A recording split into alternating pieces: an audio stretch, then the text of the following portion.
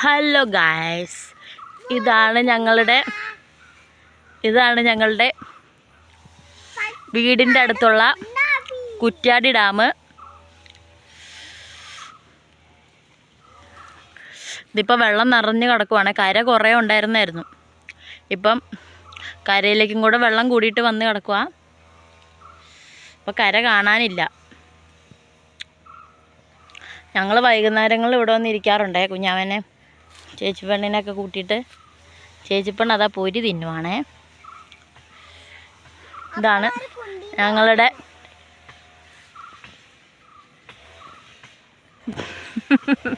അതാ പക്ഷികൾ പറക്കുന്നു.